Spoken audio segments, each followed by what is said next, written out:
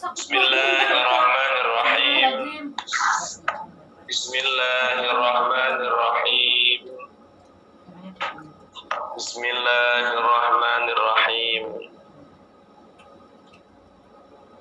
Innal hamdalillah nahmaduhu wa nashkuruhu wa nasta'inuhu wa nastaghfiruh. Wa na'udzu billahi min shururi anfusina wa min sayyiati a'malina. Man yahdihillahu fala mudilla lahu wa man yudlil fala hadiya lahu.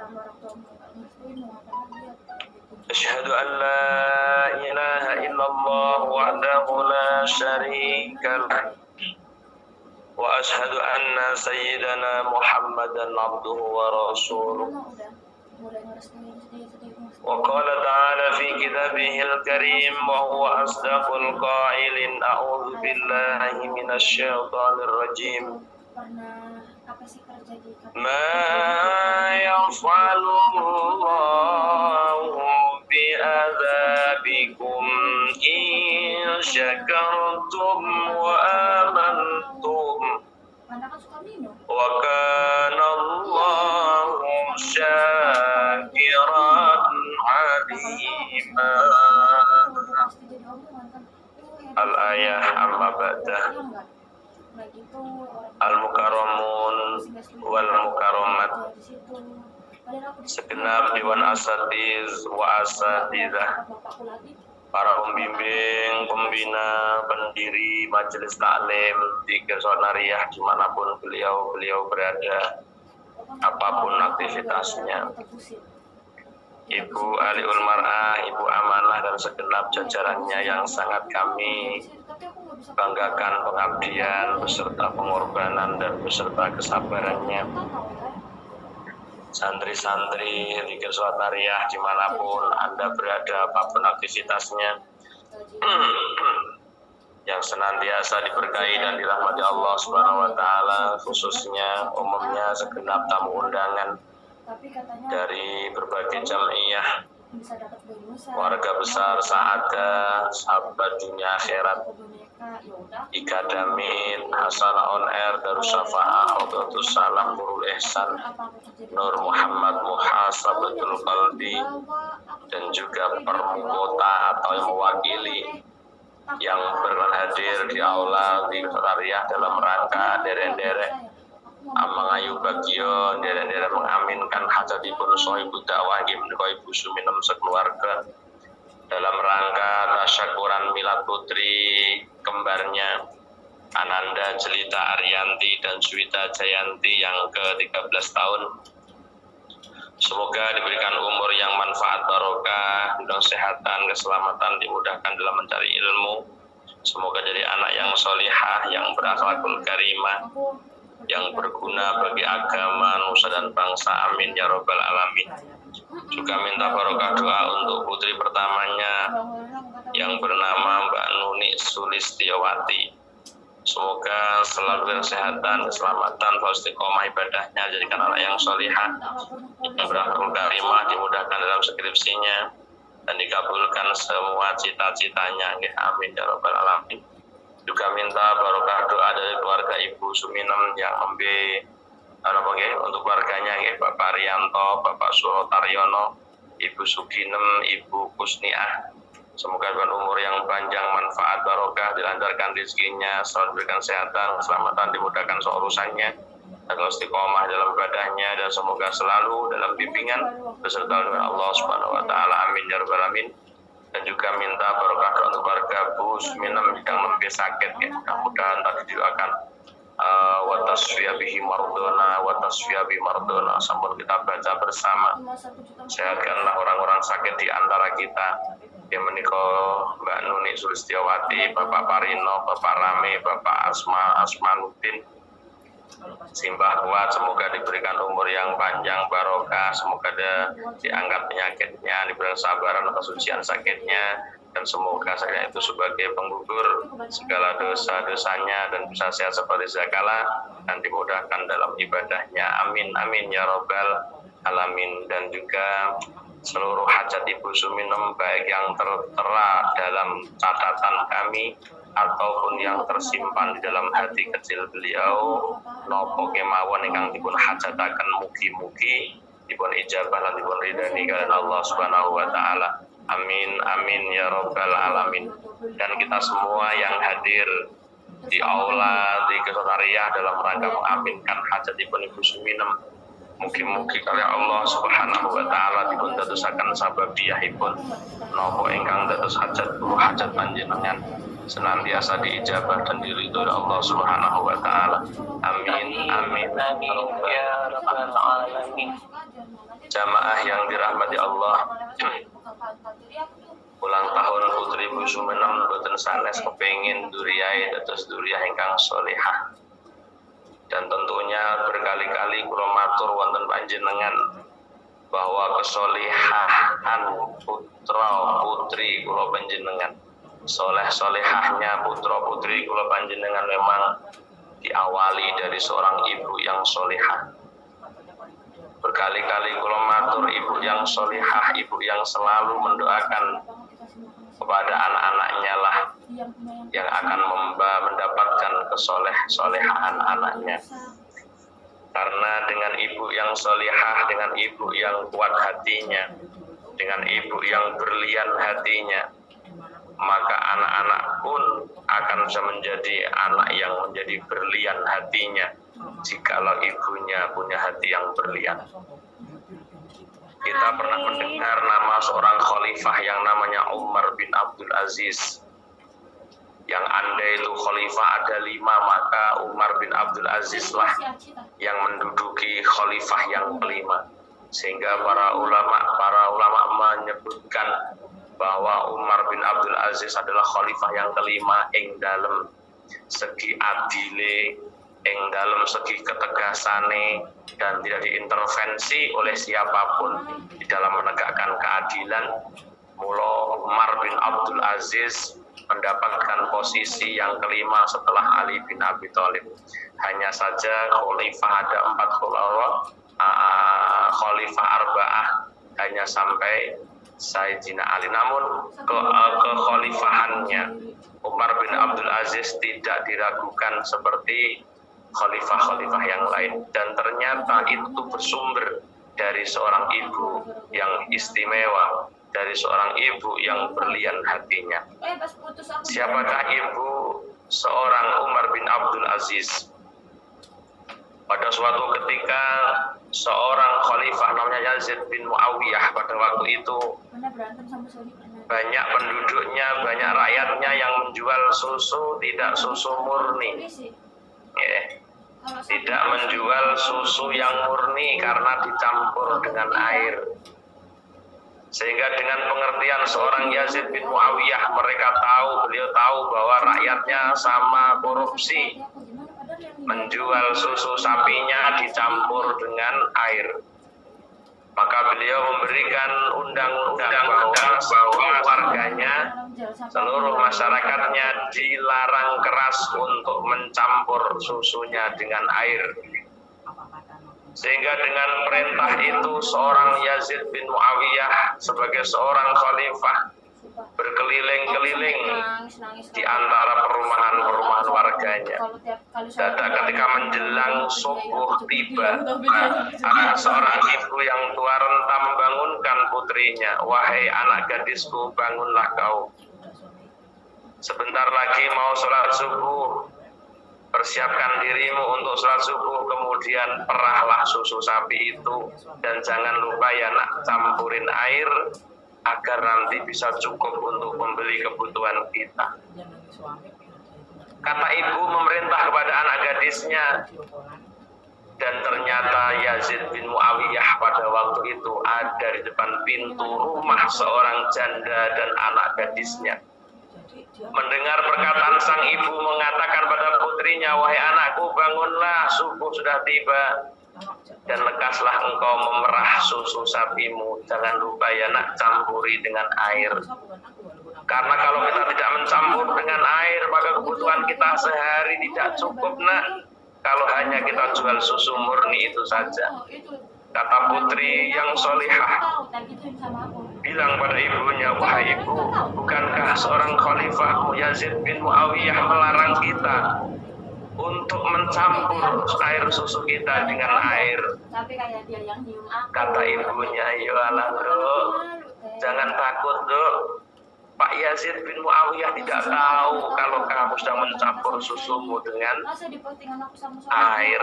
Kata ibunya, Bu, aku tidak berani. Kata putrinya, Bu, aku tidak berani mencampur sedikit pun air karena itu jadi undang-undang dari sang raja dan itu dosa, Bu. Allah, tidak usah kamu takutkan, Pak Yazid bin Muawiyah tidak tahu. Tapi sang putri bilang, meskipun Yazid bin Muawiyah tidak mengetahui apa yang kita lakukan, Bu, tapi Allah Subhanahu wa ta'ala yang tahu tetap tentang apa yang kita lakukan. Sudahlah Bu, saya tidak berani mencampur susu dengan air, kata putrinya. Sehingga sang ibu mengatakan, ya sudah, kalau itu memang keinginanmu, tidak apa-apa nak, tidak usah kamu campur dengan air.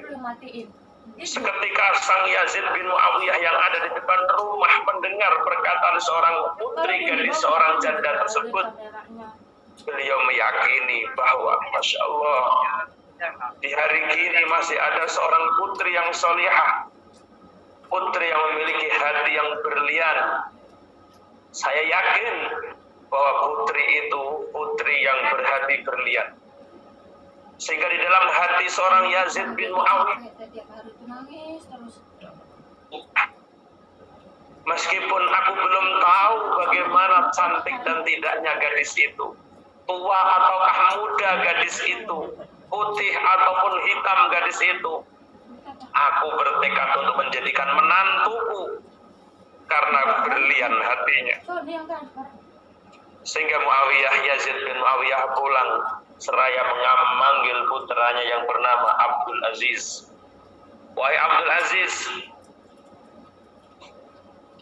aku ingin menawarkan seorang gadis yang gadis ini nanti mau gak mau harus kamu nikahi. Umar bin Abdul Aziz berkata, di mana bah gadis itu? Oh, gadis itu ada di sebuah pedesaan sana yang berdekat tikungan jalan, ada rumah kecil. Yang rumah kecil itu separuh untuk tidur bersama ibunya, separuh untuk kandang sapinya. Kamu harus menikah dengan perempuan itu.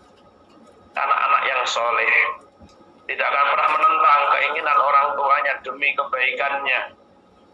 Karena anak yang soleh selalu berpikir baik. Setiap apa yang menjadi keinginan orang tua pasti dia yakini itulah yang terbaik dalam hidupnya. Akhirnya dinikahkanlah seorang Abdul Aziz dengan perempuan yang berhati berlian. Yang sehingga ibu-ibu yang dirahmati Allah, menikahlah Abdul Aziz bersama perempuan desa yang tukang merah susu. Allah karuniakan seorang anak yang istimewa yang bernama Umar bin Abdul Aziz. Beliau menjadi khalifah yang hebat. Ketika Umar bin Abdul Aziz diangkat menjadi seorang khalifah, dia mengatakan kepada istri tercintanya, wah istriku, kata Umar bin Abdul Aziz, anak dari Abdul Aziz dan perempuan pemerah susu tersebut. Ketika dia diangkat jadi khalifah, dia mengatakan kepada istrinya, wah istriku, kalau dulu aku belum diangkat sebagai khalifah, mungkin aku bisa melayanimu setiap saat sebagai seorang suami, wahai istri. Namun setelah aku diangkat sebagai seorang khalifah, tentunya aku akan disibukkan dengan pekerjaan-pekerjaan negara, pekerjaan-pekerjaan yang tidak mungkin dapat saya tinggalkan. Karena kalau aku tinggalkan, berarti aku berkhianat dengan amanahku. Kalau kau memang ingin pulang ke ibumu, silahkanlah kamu pulang ke ibumu. Tidak menjadi istriku, tidak apa-apa tentunya, karena aku tidak akan bisa melayanimu. Sehari 3 kali, sehari 2 kali, mungkin saya tidak bisa melayani karena disibukkan dengan pekerjaan negara. Apa kata istrinya Umar bin Abdul Aziz? Tidak bah, biar bagaimanapun, aku istri akan selalu mengikutimu, Betul. Kalau kamu sanggup mengikuti aku, maka kamu tidak boleh protes dengan apa yang menjadi kewajibanku kepada. Subhanallah. Seorang Umar bin Abdul Aziz karena kesibukannya dalam membela, dalam mengatur pemerintahannya, sampai dalam waktu 3 tahun setengah, seorang Umar bin Abdul Aziz hanya mandi junub untuk yang sekali saja. 3 tahun setengah mandi junub sepisan. Kenapa? Karena kesibukan seorang Umar bin Abdul Aziz dalam menegakkan kebenaran, menegakkan keadilan. Dan istri yang solehah tidak pernah protes dengan jatah yang 3 tahun setengah hanya sekali diajak mandi junub. Ibu-ibu yang dirahmati Allah, ini bersumber dari seorang ibu yang istimewa hatinya, ibu yang taqwallah, ibu yang fatfar bidzatiddin. Menjadi ketentuan kalau seorang suami ingin memiliki dzurriyyah yang soleh-solehah, maka suami harus menentukan seorang istri yang fatfar bidzatiddin, seorang perempuan yang kuat dalam keagamaannya, sehingga ketakwaannya luar biasa, ibu daripada Umar bin Abdul Aziz. Maka dari itu sering saya sampaikan, keberhasilan seorang anak untuk menjadi orang yang hebat atas peran besar seorang ibu. Bagaimana Imam Syafi'i radhiyallahu anhu yang beliau ditinggal wafat bapaknya sebelum dilahirkan di muka bumi. Ketika beliau dilahirkan mau berangkat ngaji, disuruh ngaji ibunya, "Wahai anakku, silahkan kau berangkat ngaji." Kata Imam Syafi'i, "Ibu, aku lapar, Bu. Aku lapar, Bu. Aku mau ngaji, kau udah sarapan dulu. Aku ngaji." Kemudian ibunya berangkat ke pekarangan rumah untuk mencari makanan yang mungkin bisa dimasak untuk memberi sarapan sang Imam Syafi'i.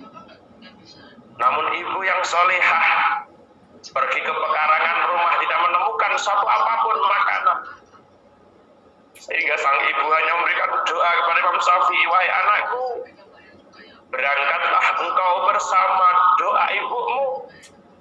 Sekarang kau hidupmu sengsara. Mudah-mudahan Allah jadikan sabab engkau mendapatkan kemuliaan di usia dewasamu." Imam Syafi'i berangkat untuk bertolabul ilmi dengan keadaan lapar riyadhah yang tidak pernah kenyang perutnya. Sehingga doa ibu yang solihah ini mampu mewujudkan impiannya seorang ibu yang mendoakan Imam Syafi'i.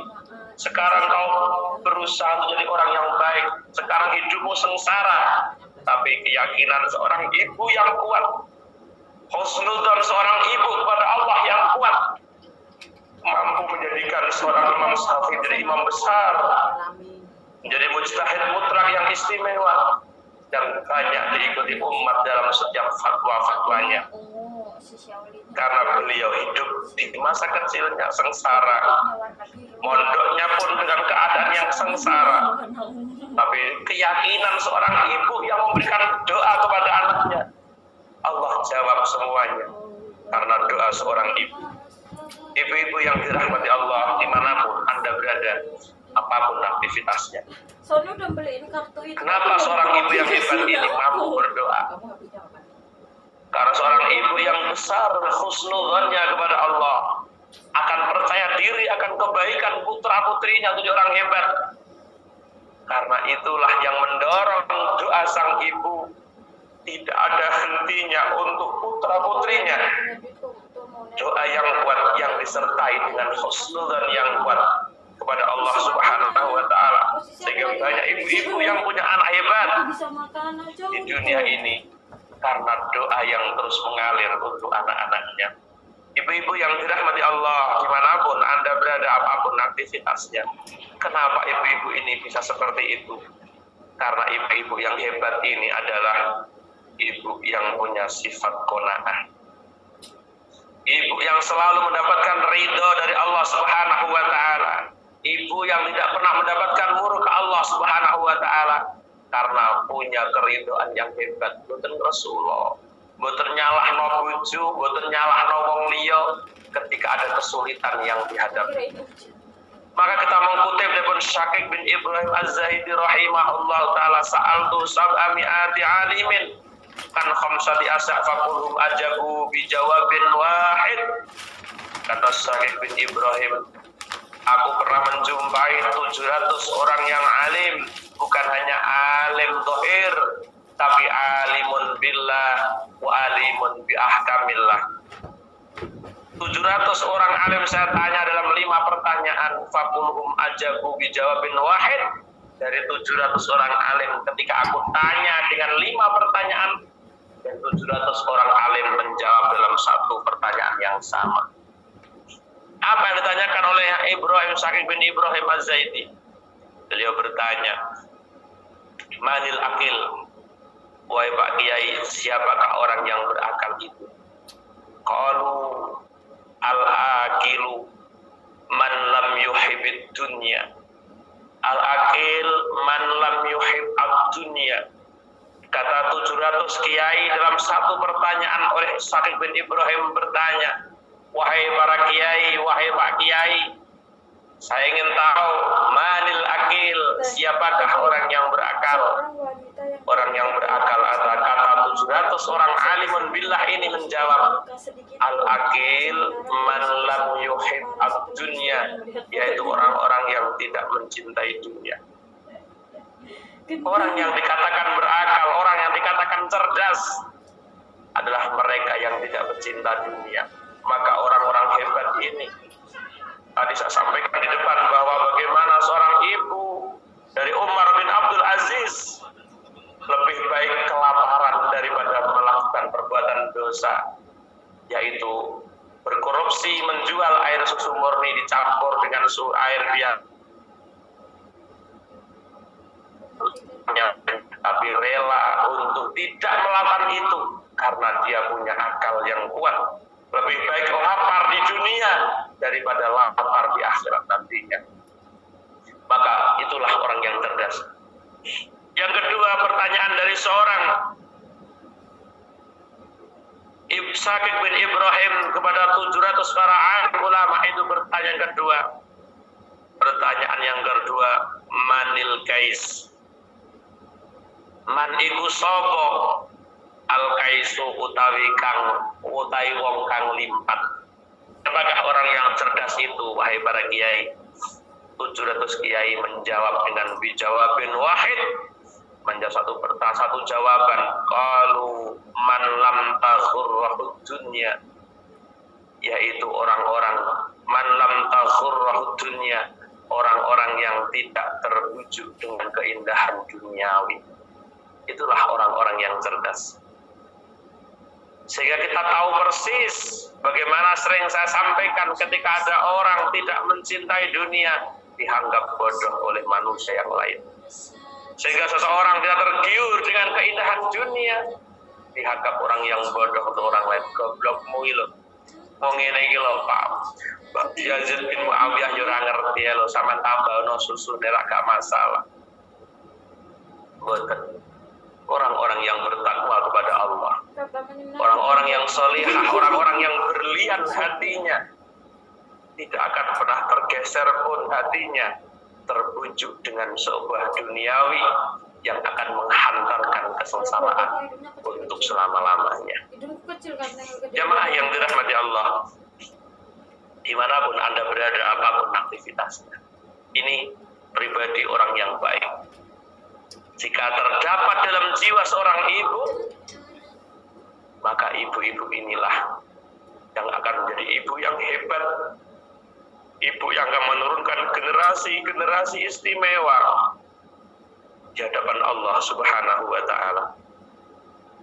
Pertanyaan yang ketiga disampaikan Syakik bin Ibrahim pada 700 para kiai ini. Apa pertanyaan yang ketiga? Manil ghani. Wahai para kiai, siapakah orang kaya itu? Manil ghani, siapakah orang kaya? Qalu 700 para alim ulama menjawab, alladzi yarda bima qasamallahu lah, yaitu orang-orang yang ridho atas apa yang dibagikan Allah terhadapnya. Ridho. Susu yang tinggi makan keluarga tidak cukup, kalau hanya dijual dengan murninya susu, tapi beliau ridho untuk menjual susu murninya dengan tanpa menambahkan air. Padahal dia tahu kalau susu ini jadi campur, maka harga jualnya pasti akan rendah. Tapi mereka bisa menerima dengan lapang dada. Kalau memang rezekiku hari ini sekian, saya terima ya Rabb.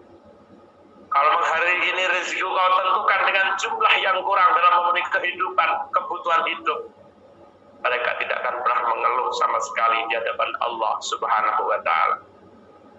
Ini perempuan-perempuan solihah yang memiliki kepribadian sebagaimana yang ditanyakan oleh Syaqiq bin Ibrahim kepada 700 ahli ulama hebat ini. Yang keempat, apa yang ditanyakan oleh Syaqiq bin Ibrahim? Yang keempat, beliau bertanya,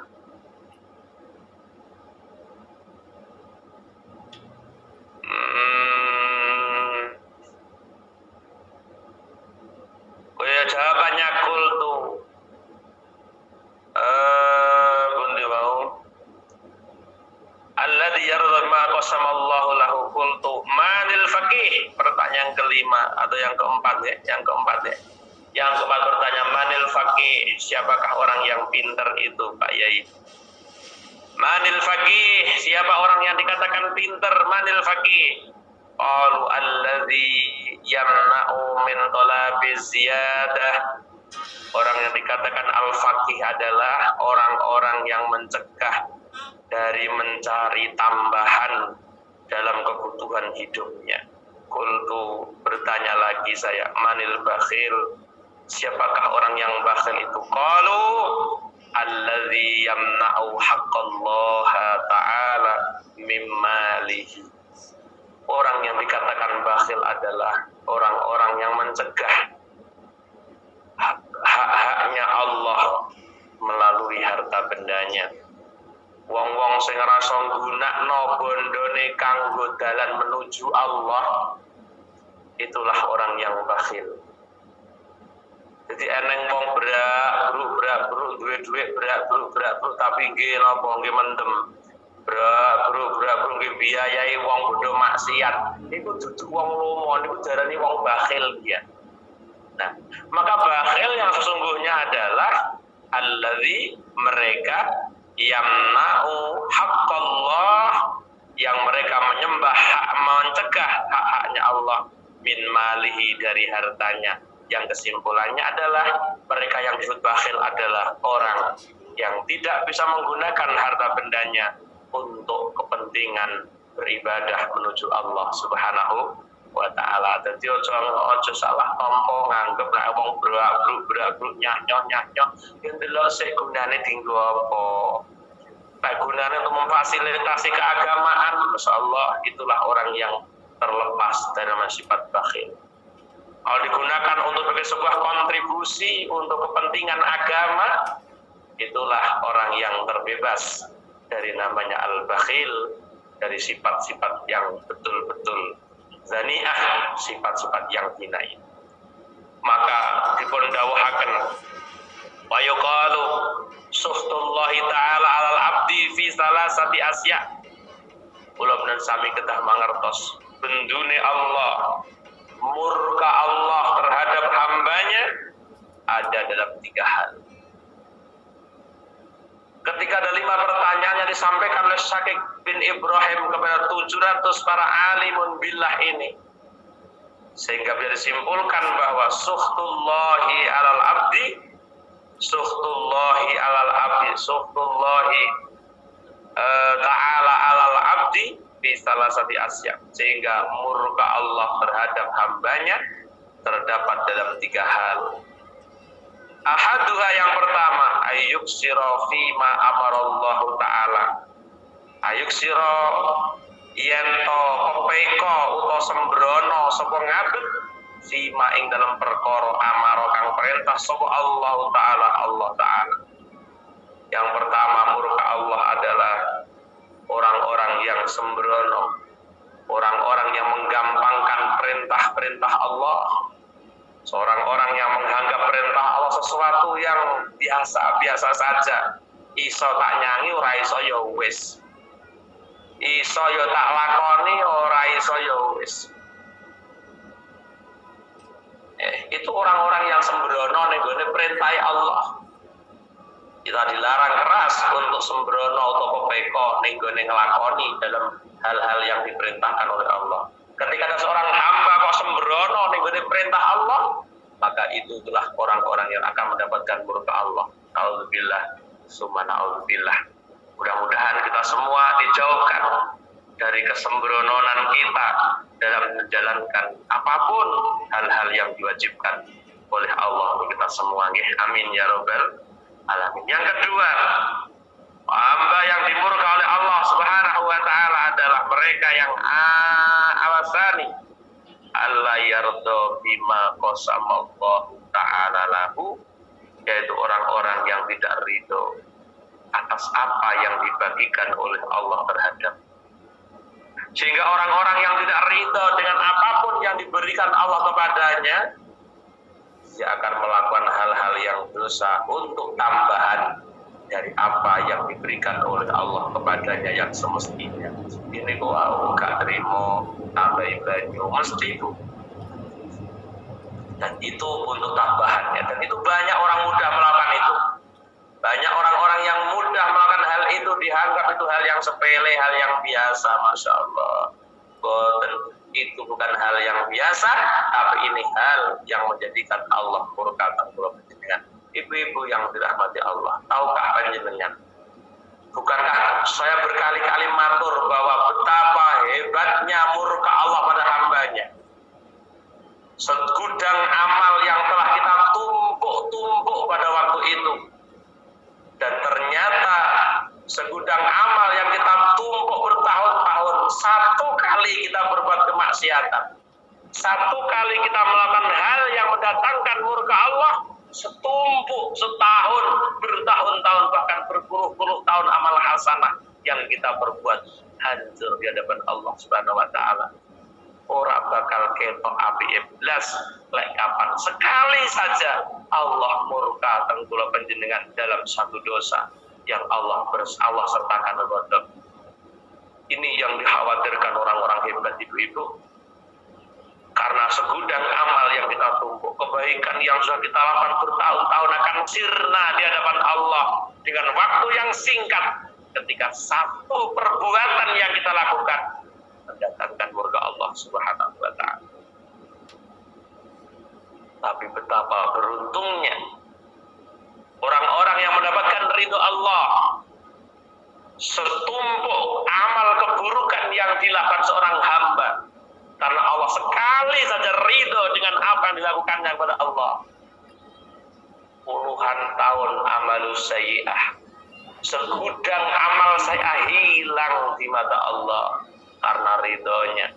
Maka kita pernah mendengar cerita seorang pelacur bisa masuk surga. Itu bukan karena apa-apanya, karena keikhlasan seorang pelacur yang pada waktu itu punya jiwa sosial yang tinggi sehingga memberikan air minum pada anjing yang kehausan. Allah meridhoi dengan perbuatannya, maka Allah masukkan sang pelacur ke surga Allah. Artinya apa? Allah menghapus ribuan dosa yang dilakukan seorang pelacur. Karena satu perbuatan yang Allah ridho, maka hilang semua perbuatan buruknya, hilang semua dosanya, maka pelacur bisa masuk surga karena mengkasih minum anjing. Dan ini tidak bisa ditiru pelacur-pelacur yang lain. Untuk apa? Untuk jadi pelacur kemudian menemukan anjing kasih minum. Oh, bukan jaminan. Kenapa pelacur tadi ke surga? Karena mengasih minum air, masih minum anjing kan dengan air. Karena itu Allah menyertakan ridhonya dalam aktivitasnya. Ini bahayanya kalau Allah murka kepada hambanya. Jangan dianggap sepele, Bu. Ya Allah, anda ngene, Allah anda tuh semuanya apa-apa, Masya Allah. Kita orang yang iman tidak akan pernah melakukan hal itu. Jadi yang kedua adalah orang yang dimurka Allah, orang yang tidak pernah ridho dengan apa yang diberikan Allah kepadanya. Yang ketiga, wasalisu ayatluba syai'an fala yajiduhu fayaskhatu ala rabbih. Orang yang merencanakan sesuatu dan rencana tidak sesuai dengan kehendaknya, kemudian dia murka kepada Allah Ta'ala min dalek duwe karepe ra ketekan malah nesoni Gusti Allah. Gusti Allah ki arepe piye? Aku lek usaha kaya mbuh-mbuhan kaya mati-matian kaya ngene. Lah iya kok Gusti Allah itu karepe piye Gusti Allah iki? Wis jenenge nesoni Gusti Allah. Gusti Allah wong sing mengerani kula jenengan kok malah kok nesoni. Apa Gusti Allah dadi budake kula sampeyan? Ketika kita punya keinginan dan keinginan itu tidak sesuai dengan rencana kita, maka Allah gagalkan. Jangan salah, justru kamu bersyukur ketika rencanamu digagalkan oleh Allah. Keinginanmu tidak sesuai dengan rencanamu, maka kita bersyukur pada, bukan marah-marah pada Allah. Gitu, nang kok wis kong gending wah, pokoknya esok ngene. Dilalah Allah gagal nih. Kalau seketika ya lesu. Kalau kita tidak ngaji seperti ini, gampang lesu. Tapi kita lain kali dikaji-kajikan hal-hal yang seperti ini, Masya Allah, belajar ngelakoni ngaji ini apa pada setiap kejadian yang menimpa dirinya. Subhanallah, Allah berikan yang terbaik olehnya. Masya Allah, ini ibu-ibu yang dirahmati Allah. Hal yang paling rawan untuk orang-orang yang hebat ini, ketika satu perbuatan buruknya dibarengi dengan murka Allah, maka hancurlah seluruh kebaikan yang kita lakukan, dan ini yang akan merugikan kita sendiri. Sekecil apapun, jangan sampai kita melakukan hal-hal yang mendatangkan murka Allah. Termasuk simpulkan 3 hal tadi, ada 3 hal hamba yang dimurka Allah. Yang pertama wau nopo? Yang pertama ayyuk sirofi ma amarallah, dia sembrono dengan perintah Allah. Yang kedua, orang yang dimurka Allah ada orang yang tidak ridho dengan ketentuan Allah. Ridho. Yang ketiga adalah orang yang marah-marah kepada Allah ketika keinginannya tidak diijabah oleh Allah Subhanahu wa Ta'ala. Mudah-mudahan Ibu Suminem sekeluarga, khususnya Ibu Suminem dan kita semua yang hadir di alam zikir syariah, mudah-mudahan Allah mudahkan untuk membimbing putri-putri kita, menjadikan putra-putri kita putra-putri yang hebat dunia akhirat. Amin. Allahumma amin. Lahumul Fatihah. A'udzu billahi minasyaitonir rajim. Bismillahirrahmanirrahim. Alhamdulillahi rabbil alamin. Ar-Rahmanir Rahim. Maliki yaumiddin. Iyyaka na'budu wa iyyaka nasta'in. Ihdinas siratal mustaqim. Rin.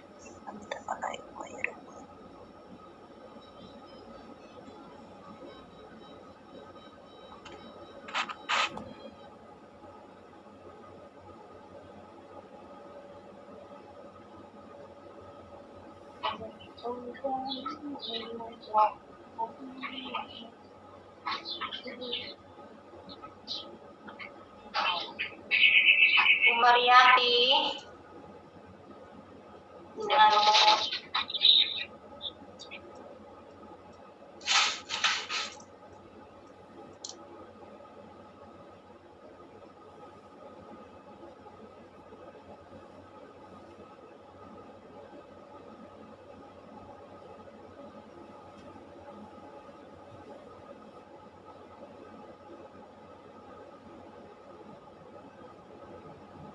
semuanya diemut ya.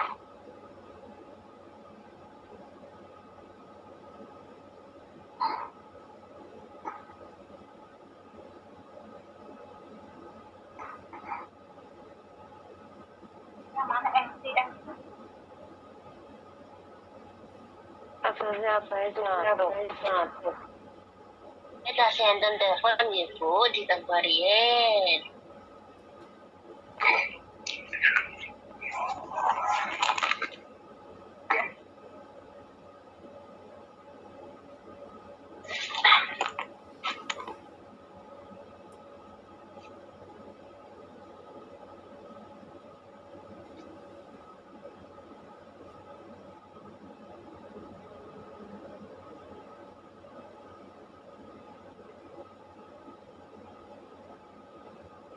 Allahumma salli ala sayyidina Muhammad walhamdulillah hamdan na'imin hamid hamdan yuwafi ni'amahu wa masjidah. Ya Rabbana lakal hamdu bagi jalali wajhikal karim wa 'azimi sultanik. Allahumma yassir lana umurana ya Allah ma'a rahmatil qulubina wa abdanina wassalamati wal afiyati fid dinina wa dunyana wa kun lana sahiban fi safarina ya Allah wa kun lana sahiban fi safarina ya Allah wa kun lana sahiban fi safarina ya Allah wa khalifatan fi ahlina. Allahumma inna nas'aluka ya Allah imanan da'ima wa qalban khashi'a wa lisanan dzakira wa badanan 'alal bala'i sabira wa waladan salihah ya Allah wa salihata wa ilman nafi'a wa amalan maqbula wa rizqan halalan thayyiban mubaraka wa umran tawila bi husnil khatimah. Rabbana hab lana min azwajina wa dhurriyyatina qurrata a'yun waj'alna lil muttaqina imama. Rabbana atina fid dunya hasanah wa fil akhirati hasanah wa qina adzabannar wadkhilnal jannata ma'al abrar ya aziz ya ghafar ya rabbal alamin. Subhana rabbika rabbil izzati amma yasifun wa salamun alal mursalin walhamdulillahi rabbil alamin. Minta satu Fatihah untuk Mbah Ponah yang lebih sakit dalam ngaputusane sareng taban kesabaran Allah angkat penyakit nggih. Lahul Fatihah. أعوذ بالله من الشيطان الرجيم بسم الله الرحمن الرحيم الحمد لله رب العالمين الرحمن الرحيم مالك يوم الدين إياك نعبد وإياك نستعين اهدنا الصراط المستقيم صراط الذين أنعمت عليهم غير المغضوب عليهم ولا الضالين آمين. Maka lan semanten ingkang saged tulaturaken nggih niku sedaya kula badhe madrasah teng pondok Trenggalek sana.